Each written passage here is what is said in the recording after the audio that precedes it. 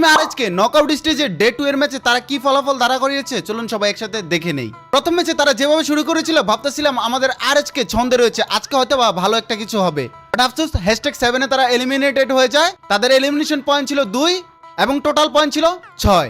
Second ম্যাচের স্টার্টিংটা অত ভালো ছিল না, বাট আরআরকিউর মতো এত ভালো টিমের সাথে আমাদের আরএচকে ফাইট নিয়ে তারা এলিমিনেটেড হয়ে যায় #6 এ, এবং আমাদের আরএচকে সেকেন্ড ম্যাচের এলিমিনেশন পয়েন্ট ছিল 2 এবং টোটাল পয়েন্ট ছিল 6।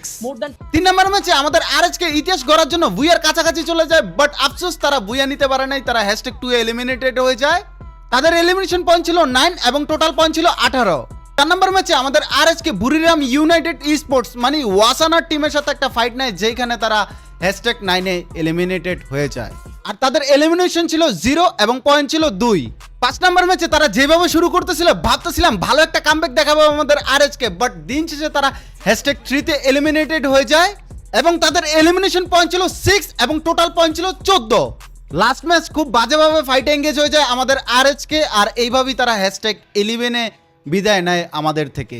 তাদের এলিমিনেশন পয়েন্ট ছিল 2 এবং টোটাল পয়েন্ট ছিল 2।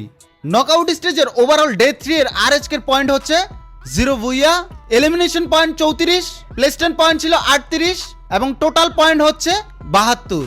আরএচকের উপর আমাদের যতটুকু প্রত্যাশা ছিল ওইরকম ভালো গেম প্লে না করতে পারলো, আরএচকে যতটুকু ভালো খেলছে ততটুকু নিয়ে আমরা আলহামদুলিল্লাহ আশা করি ভবিষ্যতে আরো ভালো খেলবে, ইভেন তারা ফাইনাল কোয়ালিফাই করবে ইনশাল্লাহ। And again best of luck team আরএচকে।